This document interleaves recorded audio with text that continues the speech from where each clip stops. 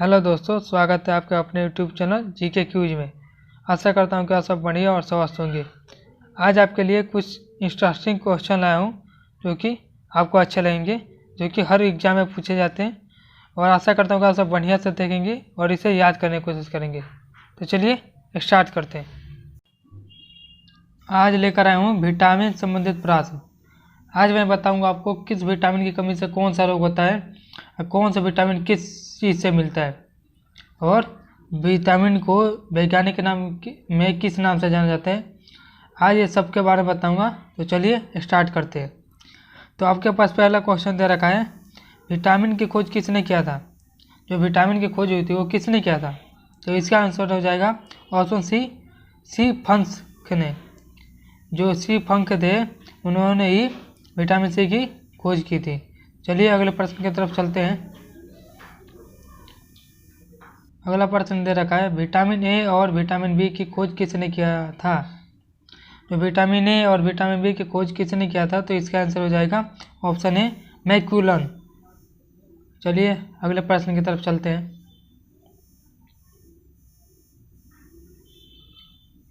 अगला प्रश्न दे रखा है, विटामिन शब्द का प्रयोग सर्वप्रथम वर्ष 1911 में किसने किया था।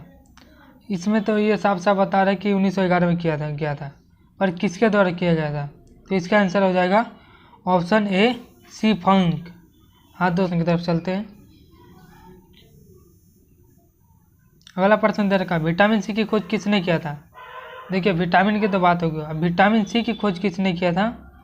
तो इसका आंसर हो जाएगा ऑप्शन डी हाउकट। हाउकट वैज्ञानिक थे जिन्होंने विटामिन सी की खोज की थी। तो चलिए अगले प्रश्न की तरफ चलते हैं। अगला क्वेश्चन दे रखा है, शरीर का घाव किस विटामिन से जल्दी बढ़ जाता है। जो शरीर का घाव होता है वो किस विटामिन से बढ़ जाता है। जैसे घड़ी पे शरीर पे चोट लगती है या किसी कारणवश कट जाता है, तो उसको बढ़ने का काम कौन सा विटामिन करता है। तो इसका आंसर हो जाएगा ऑप्शन बी विटामिन सी।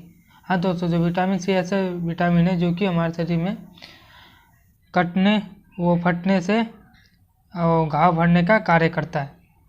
इसमें कुछ पॉइंट है जो आपको मैं बताना था, तो चलिए थोड़ा बता देते हैं। कि विटामिन ए और जिंक मिलकर दोबारा घाव भरने में मदद करता है। जो विटामिन सी और विटामिन ए और जिंक मिलकर, जो विटामिन सी और विटामिन ए और जिंक है वो मिलकर घाव भरने में मदद करते हैं। दोबारा जैसे कोई भी घाव टूट फटता होता है तो इसमें सहायक होते हैं। तीनों मिलकर घाव भरने में मदद करते हैं। चलिए अगले प्रश्न की तरफ चलते हैं। अगला प्रश्न दे रखा है, विटामिन बी12 में कोबाल्ट की मौजूदगी की सर्वप्रथम किसने द्वारा शुरू किया गया था। जो विटामिन 12 में कोबाल्ट की मौजूदगी है वो सर्वप्रथम किसके द्वारा शुरू किया गया था।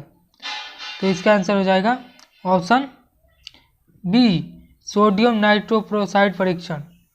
हाँ दोस्तों, इसी के द्वारा सिद्ध किया गया था। तो चलिए अगले प्रश्न की तरफ चलते हैं।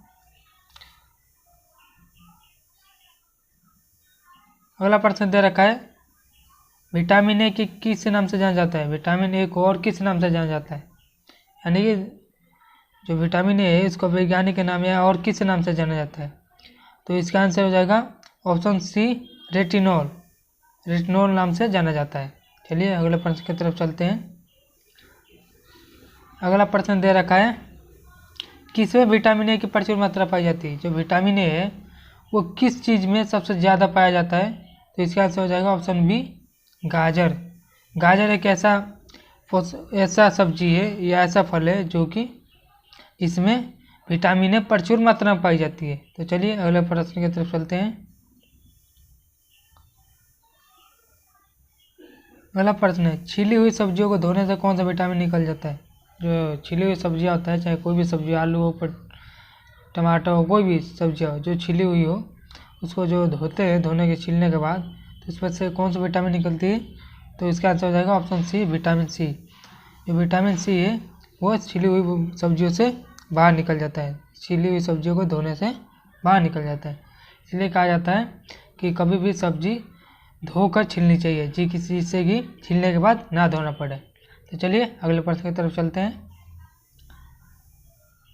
अगला प्रश्न है, कौन सा विटामिन रक्त का थक्का जमाने में सहायक होता है? जो रक्त का थक्का होता है, जो कि हमें कहीं भी चोट लगती है तो वहाँ पे काले से एक वो जमा हो जाता है, जिसे थक्का कहते हैं। तो इसको जमाने में कौन सा विटामिन का मेन योगदान होता है? तो इसका आंसर हो जाएगा विटामिन के। हाँ दोस्तों, विटामिन के एक ऐसा विटामिन है जो कि हमारे शरीर में थक्का जमाने में सहायक होते हैं। चलिए अगले प्रश्न की तरफ चलते हैं। अगला प्रश्न दे रखा है, विटामिन B2 का रासायनिक नाम क्या है? जो विटामिन 2 है उसका रासायनिक नाम क्या है? तो इसका आंसर हो जाएगा ऑप्शन ए राइबोफ्लेविन। जो राइबोफ्लेविन है इसको विटामिन टू भी कहते हैं, या विटामिन 2 को इस नाम से जाना जाता है, राइबोफ्लेविन के नाम से। चलिए अगले प्रश्न की तरफ चलते हैं। अगला प्रश्न दे रखा है, होठों के किनारे किस विटामिन की कमी के कारण फट जाते हैं? जो होठों के किनारे जो हमारा गर्मियों में जो होठ फटते हैं वो किस विटामिन के कमी के कारण फटते हैं? तो इसका आंसर हो जाएगा ऑप्शन बी विटामिन 2 के। जो विटामिन 2 है जो कि हमारे से जो होठ होते हैं उसको फटने से रोकने में सहायक होता है, और इसकी कमी से हमारे होठ फटने लगते हैं। अगला प्रश्न दे रखा, मछली के यकृत में कौन सा विटामिन प्रचुर मात्रा में पाया जाता है? जो मछली के यकृत होता है, जो लीवर होता है, उसमें कौन सा विटामिन प्रचुर मात्रा में पाया जाता है? जैसे कहते हैं ना, मछली खाने से प्रोटीन मिलती है, विटामिन मिलती है, तो इसमें कौन से विटामिन प्रचुर मात्रा में पाया जाता है? तो इसका आंसर हो जाएगा ऑप्शन डी विटामिन डी एवं ए। विटामिन डी और ए, विटामिन डी है, डी एवं ए ये दोनों पाया जाता है प्रचुर मात्रा में। चलिए अगले प्रश्न की तरफ चलते हैं। अगला प्रश्न दे रखा है, कोबाल्ट किस विटामिन में पाया जाता है? कोबाल्ट किस विटामिन में पाया जाता है? तो अगला प्रश्न दे रखा है आपके पास, कोबाल्ट किस विटामिन में पाया जाता है? तो इसका आंसर हो जाएगा ऑप्शन ए B12। B12 ऐसा विटामिन है जिसमें कोबाल्ट पाया जाता है। अगला प्रश्न की तरफ चलते हैं। अगला प्रश्न दे रखा है, मानसिक विकास, मंदबुद्धि और पेलाग्रा रोग किस विटामिन की कमी के कारण होता है? मानसिक विकास, जो जैसा थोड़ा सा कहते नहीं कि इसका थोड़ा माइंड खराब है या थोड़ा ये पागल टाइप का है, तो वो किस विटामिन की कमी के कारण होता है? तो इसका आंसर हो जाएगा ऑप्शन डी विटामिन B3। हाँ दोस्तों, विटामिन B3 की कमी के कारण ही मानसिक विकास नहीं हो पाते और पेलाग्रा रोग से ग्रसित हो जाते हैं। तो चलिए अगले प्रश्न की तरफ चलते हैं। अगला प्रश्न दे रखा है, आँखों की रोशनी के लिए कौन सा विटामिन जरूरी होता है? आँखों की रोशनी होती है, इसके लिए कौन सा विटामिन जरूरी होता है? तो इसका आंसर हो जाएगा ऑप्शन ए विटामिन ए। हाँ दोस्तों, विटामिन ए हमारे आँखों की रोशनी के लिए सहायक होता है। चलिए अगले प्रश्न की तरफ चलते हैं। प्रश्न दे रखा है, सौंदर्य विटामिन किसे कहा जाता है? जो सौंदर्य विटामिन को सुंदरता विटामिन भी कहते हैं, तो वो किसे कहा जाता है? तो इसका आंसर हो जाएगा ऑप्शन डी विटामिन ई को सौंदर्य विटामिन कहा जाता है। थोड़ा टाइपिंग में गलती हुई इसलिए माफ़ करें, ध्यान रखिएगा, विटामिन ई को सौंदर्य विटामिन कहा जाता है। तो चलिए अगले प्रश्न की तरफ चलते हैं। अगला प्रश्न दे रखा है, कौन से रोग विटामिन बी की कमी के कारण होता है? जो विटामिन बी होती है इसकी कमी से कौन सा रोग होता है? तो इसका आंसर हो जाएगा ऑप्शन ए बेरी। हाँ दोस्तों, बेरी एक ऐसा रोग है जो कि विटामिन बी की कमी के कारण होता है। तो याद रखिएगा कि विटामिन बी की कमी के कारण कौन सा रोग होता है, तो वो होगा बेरी। चलिए अगले क्वेश्चन की तरफ चलते हैं। अगला क्वेश्चन दे रखा है, मानव शरीर में संक्रमण को रोकने के लिए कौन सा विटामिन सहायक है? जो मानव शरीर है उसमें संक्रमण को, यानी कि जैसे किसी बीमारी को रोकने के लिए कौन सा विटामिन सहायक होता है? तो इसका आंसर हो जाएगा ऑप्शन ए विटामिन ए। हाँ दोस्तों, विटामिन ए एक ऐसा विटामिन है जो कि हमारे शरीर में बीमारी होने से रोकता है। तो याद रखिएगा, ये क्वेश्चन बहुत इम्पोर्टेंट है, आ भी सकता है पेपर में और पूछे भी जाते हैं। चलिए अगले प्रश्न की तरफ चलते हैं। अगला प्रश्न दे रखा है, शरीर में हानिकारक रसायन कौन सा विटामिन नष्ट करता है?